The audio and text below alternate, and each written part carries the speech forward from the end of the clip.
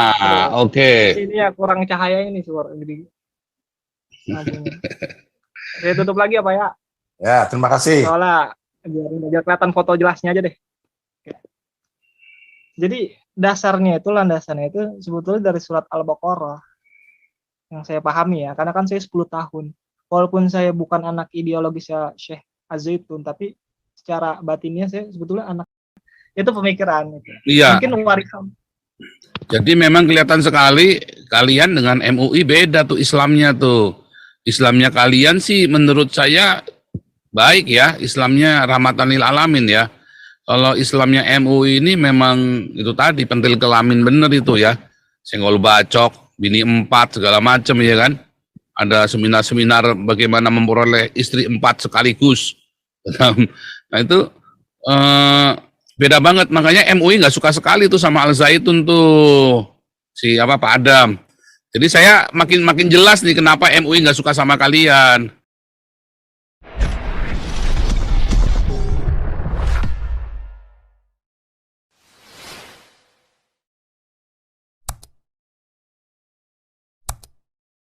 Hebat daripada MPR DPR. Oke nih ada Mabel Pak, ada Mabel silakan. Ya. Ada Halo? Mabel. Cek. Masuk suara. Ya masuk. Oke, ya. Ya, assalamualaikum, merdeka, shalom sekalian. Iya, saudaraku yang salam, di sini. selamat malam. Pak Paul, mohon izin Pak, ini kayaknya pencahayaannya kurang nih. Ya, Jadi oke. saya mau ini aja video aja ya. Oke, salam kenal semuanya. Ya. Mungkin di sini saya ingin memperkenalkan mengenai Az-Zaitun sih Pak ya. Ini kenalan dulu, ini angkatan tahun berapa nih, lulus tahun berapa nih, ada Mabel ini? Saya 2013, masuk 2013, lulusan 2019. Tapi lanjut kuliah di situ sampai sekarang ini. Oh, jadi sama kemarin Kang Barma kenal dong ya? Iya, kenal, tapi mereka mungkin beda angkatan. Iya, di atasnya ya. Kalau Kang Barma di atasnya ya, tahun 2000 berapa? 2004 ya Kang Barma ya?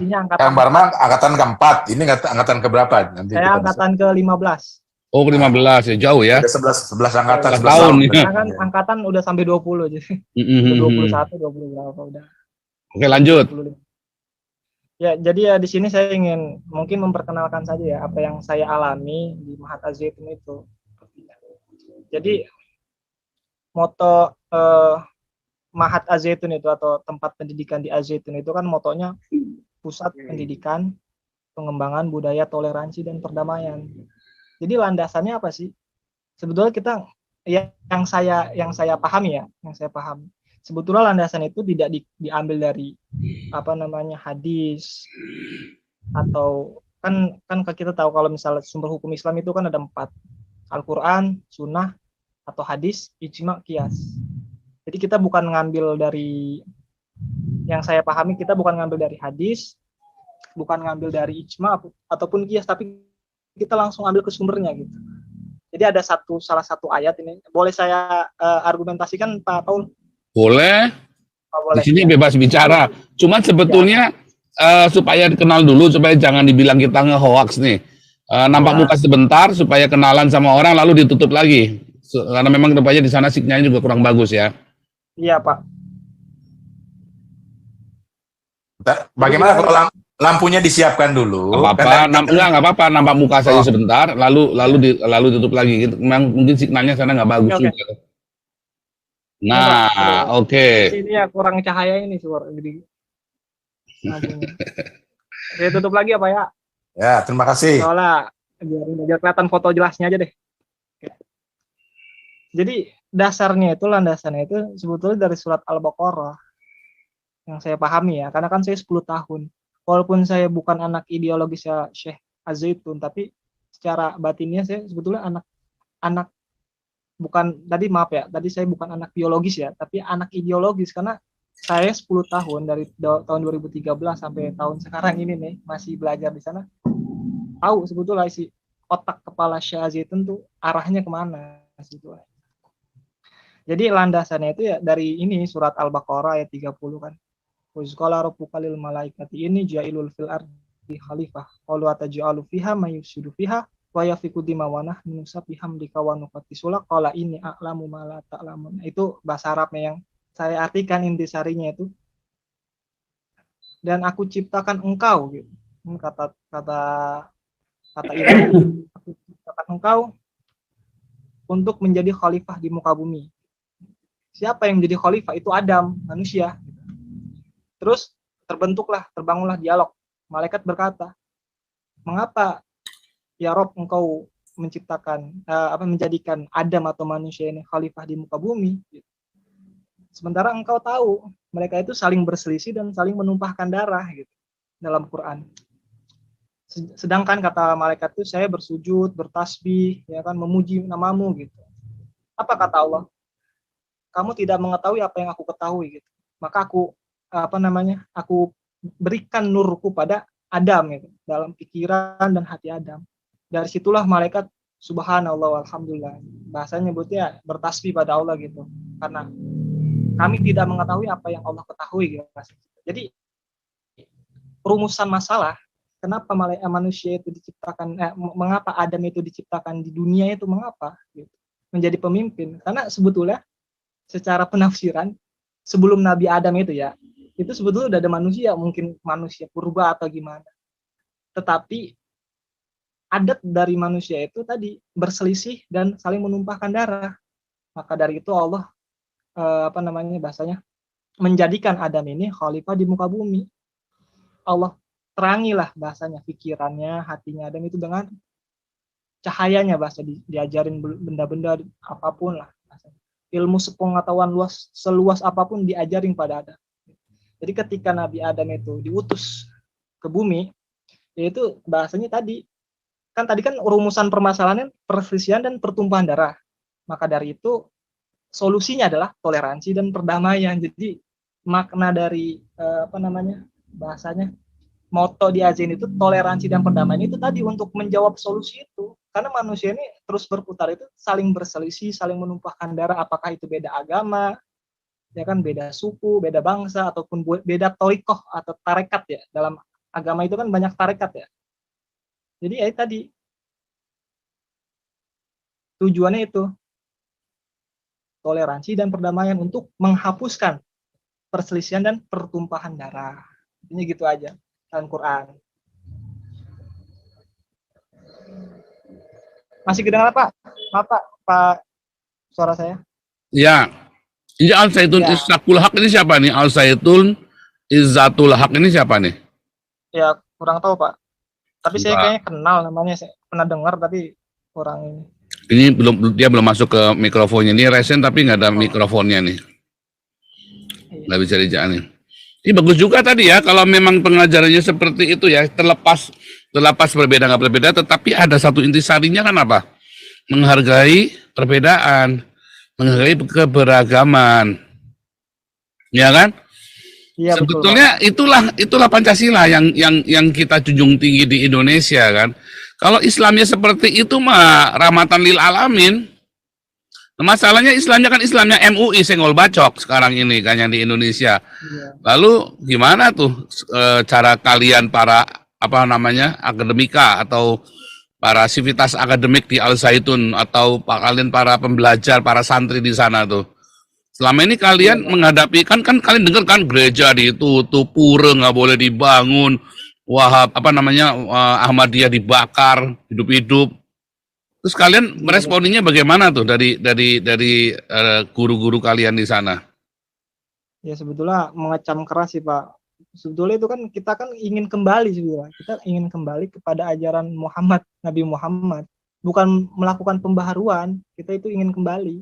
Jadi sebelum kita itu lulus, kita kan dikasih tuh materi irsyad. Materi irsyad itu tentang perjalanan Nabi Muhammad dari Mekah ke Madinah. Jadi Nabi Muhammad itu menjauh dari Mekah atau hijrah dari Mekah ke Madinah itu bukan menjauh dari orang-orang non-muslim, orang-orang beda bangsa atau beda suku, tetapi orang-orang yang seiman dengan Nabi Muhammad. Kalau kafir Quraisy nih, kalau ditanya mereka bersahadat sama Allah nggak? Bersahadat, ada Quran yang kemarin saya kasih PPT-nya tuh Pak. Ada situ dalil-dalil. Kalau misalnya mereka sholat, mereka ahli ahli ibadah, Pak, ahli sedekah, Pak, ahli zikir. Mereka berpuasa. Sedekah, ahli sedekah, sedekah. Mereka berhaji. Waktu itu kan landasannya kan ada satu cerita ketika orang-orang kafir Quraisy itu berhaji memutarikan. Apa kata mereka? Labbaik Allahumma labbaik, labbaik la syarika lak labbaik, dan seterusnya. Inti sari artinya adalah aku memenuhi panggilanmu ya Allah, ya Tuhan. Tiada sekutu bagimu kecuali sekutu-sekutu yang engkau kuasai, kata Nabi Muhammad. Cukup, celakalah kamu, gitu kan. Cukupkan perkataan kamu sampai sini aja, gitu. Jadi Nabi Muhammad itu bahasanya apa ya? Ya ketika Nabi Muhammad itu diutus sama Allah Subhanahu wa taala, sebelum jadi nabi pun ya Nabi Muhammad itu dalam risalahnya, dalam sejarahnya jadi juru damai. Karena apa? Contoh kita ngambil kisahnya supaya penerapannya apa sama dengan Az-Zaitun atau gimana. Contoh, ketika di Mekah itu kan banyak kabilah, ada beberapa kabilah. Mereka mempermasalahkan tentang pemindahan batu Hajar Aswad. Siapa nih yang berhak memindahkan batu Hajar Aswad? Nabi Muhammad lah yang mempertengahkan gitu. Kalau bisa nih gelar kain, taruh ke tengah-tengah tuh batu Hajar Aswadnya, ada 4 sisi, pegang satu-satu, pindahkan bareng-bareng, dan nggak ada permasalahan di situ. Di situ nggak ada permasalahan, nggak ada perselisihan sampai pertumpahan darah. Maka Nabi Muhammad sebelum diutus menjadi nabi, dalam sejarahnya, dalam risalahnya itu, ya tadi itu dia udah dikenal sebagai Al-Amin bahasanya, orang yang dapat dipercaya. Jadi tadi kembali, ketika Nabi Muhammad hijrah dari Mekah ke Madinah, itu dia bukan menghindari orang-orang yang beda agama, beda suku, beda bangsa, beda tarekat, bukan, tetapi menjauhi orang-orang kafir. Kalau yang saya pahami, kafir itu artinya tertutup, Pak, artinya tertutup.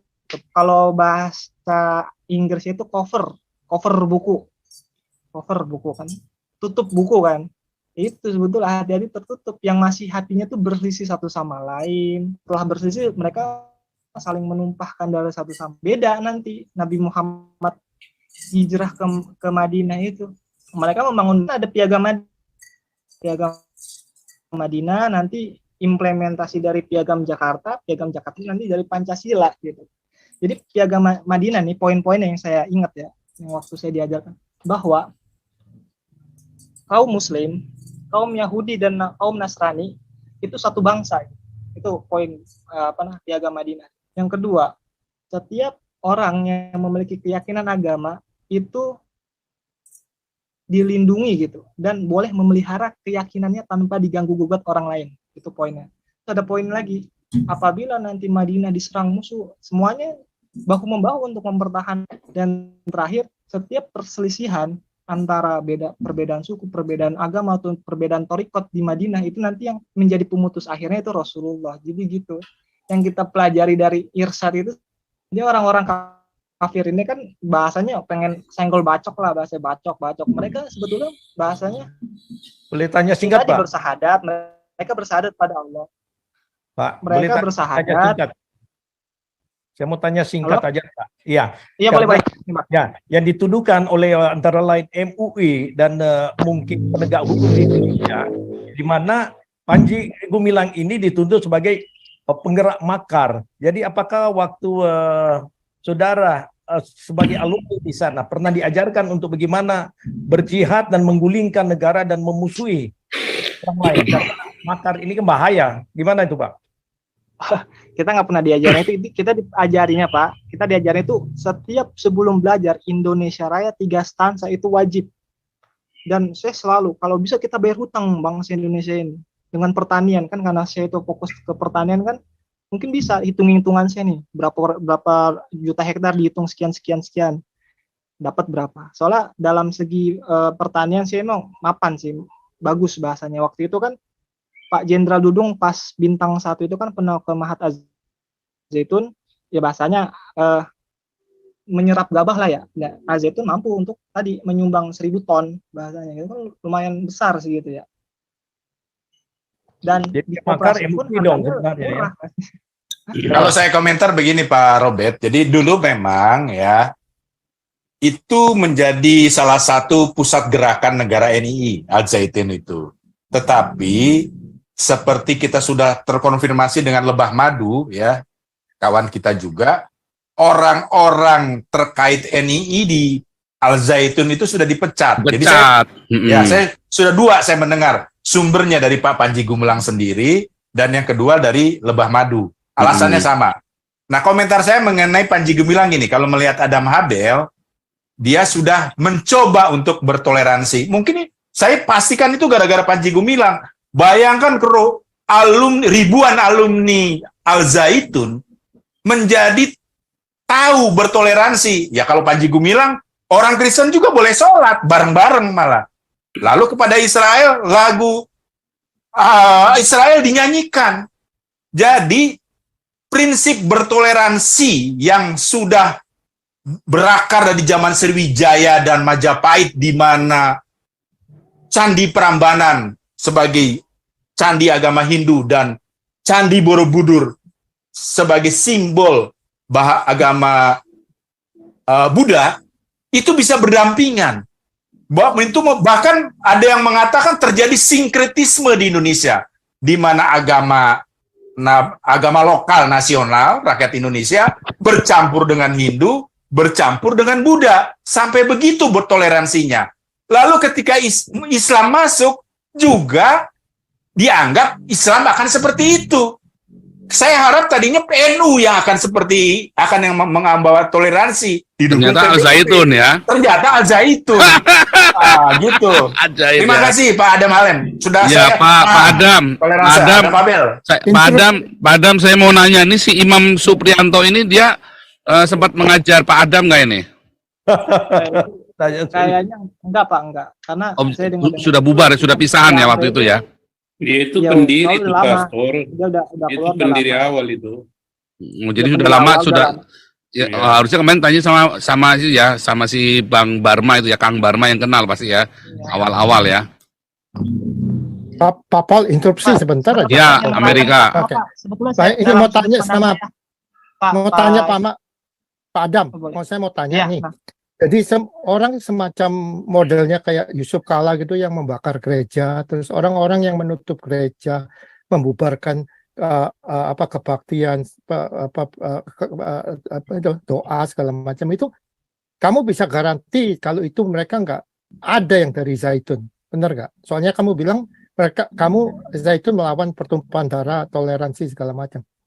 Jadi orang-orang yang jadi orang-orang itu boleh dikatakan kamu bisa garanti kalau orang-orang itu nggak ada yang dari Zaitun, benar nggak? Iya betul Pak, nggak ada. Pokoknya nggak ada yang dari Zaitun itu.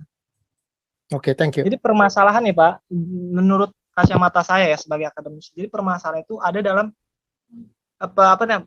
perbedaan pendapat itu dalam hadis jadinya Pak. Jadi ada hadis, ini hadis sahih nih, hadisnya lisensinya bagus, ya, yang ngeriwayatin sahabat ini. Isi hadisnya ini disarinya kalau misalnya kamu orang Islam ketemu orang Yahudi dan orang Nasrani, jangan memberi salam dahulu.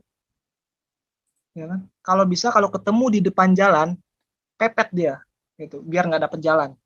Nah ini sebetulnya hadis ini yang saya ragu bahasanya gitu. Walaupun jumhur ulama itu kebanyakan ulama menyepakati hadis ini, tetapi banyak ulama juga yang mengkritisi hadis ini. Karena apa? Tidak sesuai dengan landasan Quran. Sumber hukum tertinggi kan Quran kan. Bahasanya usul fikihnya tuh kalau dalam Yunaninya bahasanya lex superior derogat legi inferior kan. Undang-undang tertinggi mengenyampingkan undang-undang terendah gitu. Kalau hadis ini udah banyak dikritisi, ada yang mengkritisi, kok tidak sesuai gitu dengan Al-Quran, ya berarti itu pertanyaan. Dan kalau misalnya ada orang-orang yang masih meyakini itu, ya buktinya mungkin dia memakai dalil-dalil itu Pak gitu. Bukan dalil Quran, karena Quran itu kan tadi kata waktunya itu kan bilang kan zalikal kitabul la raiba fihi hudalil muttaqin. Ini kitab yang tidak ada ragunya gitu, tidak ada keraguan untuk orang-orang bertakwa. Nah, karena Syekh waktu itu bilang bahwa Al-Quran itu kalamnya Rasul, tapi melalui wahyu Allah gitu. Itu kan bahasanya ilmu-ilmu mantik lah, ilmu-ilmu kalam. Jadi saya ingin membedah sebentar ya mengenai kalamullah dan kalam Rasul. Jadi ada ulama, ini salah satunya ulama, dan ulama ini masyhur bahasanya, namanya Ibnu Qulab. Dia mengatakan bahwa lafaz-lafaz yang kita dengar dan kita baca dalam Quran itu bukanlah kalamullah, melainkan ekspresi manusiawi atau ekspresi Rasul, ekspresi Nabi, ya kan, yang berasal dari wahyu Allah atau kalamullah gitu. Jadi antara esensi kalamullah dan esensi kitabullah itu beda, Pak. Jadi esensi kalamullah itu masih bentuknya makna, masih bentuknya cahaya, ya kan. Kalau kitabullah itu bentuknya udah lafaz, udah titik, udah koma, udah tajwid dan seterusnya gitu. Kita mau contoh, kalau misalnya saya ayatnya bukan gini kan, zalikal kalamullah udah lil muttaqin, ya kan. Inilah kalamullah yang tiada keraguan di dalamnya. Kita mau baca kalamullah kayak gimana kan? Kalamullah kan bentuknya masih makna, masih cahaya. Nanti kalau udah sampai dalam hati dan pikiran Nabi, misalnya Nabi Isa Al-Masih, Nabi Muhammad, Nabi Daud, Nabi Musa, Nabi Adam, ya kan? Nanti mereka mengekspresikan sendiri dengan gaya bahasanya, di lingkungannya gitu loh. Orang-orang yang didakwahkan dan seterusnya. Jadi sampai situ gitu. Itu pemikiran gitu. Iya. Mungkin warisan. Jadi memang kelihatan sekali kalian dengan MUI beda tuh Islamnya tuh. Islamnya kalian sih menurut saya baik ya, Islamnya rahmatan lil alamin ya. Kalau Islamnya MUI ini memang itu tadi pentil kelamin bener itu ya. Senggol bacok, bini 4 segala macam ya kan. Ada seminar-seminar bagaimana memperoleh istri 4 sekaligus. Nah itu beda banget, makanya MUI nggak suka sekali tuh sama Al Zaitun tuh si Pak Adam. Jadi saya makin jelas nih kenapa MUI nggak suka sama kalian. Karena kalian berusaha supaya damai-damai, tapi MUI-nya kan mau bikin keruh kan, supaya Indonesia keruh ini kan. Ya MUI-nya dilawan, Pak. Orang-orang yang mendukung MUI, politikus yang mendukung MUI kita lawan. Ini 2024 nah, ini. justru itu makanya kan ini makin jelas nih, kita jadi makin ngerti kenapa MUI benci banget sama Al Zaitun. Karena MUI mau bikin keruh negara, sementara Al Zaitun justru mau membangun negara. Beda banget. Dianggap Al Zaitun ini sebagai gangguan bagi MUI. Ya, intinya mah prinsip kami itu Pak gini Pak. Apapun agamamu, ya bahasanya gini prinsip kami. Apapun agamamu, apapun sukumu, apapun bangsamu, apapun torikohmu dalam beragama, itu filosofinya seperti air yang mengalir gitu Pak. Kan air yang mengalir itu kan beda-beda ya Pak. Dari ada Sungai Bengawan Solo, ada Sungai Ciliwung, ada apa Pak. Tapi kan nanti mengalir ke dalam satu muara yang satu Pak, Esa kan laut gitu. Berapa ribu alumni Al Zaitun, pesantren Al Zaitun? Kenapa Pak? Berapa ribu alumninya yang sudah diluluskan dari 20 angkatan? Udah puluhan ribu Pak, udah puluhan ribu. Mudah-mudahan puluhan ribu lulusan Al Zaitun seperti Adam Abel bertoleransinya. Oh, pasti Pak, karena begini loh Pak.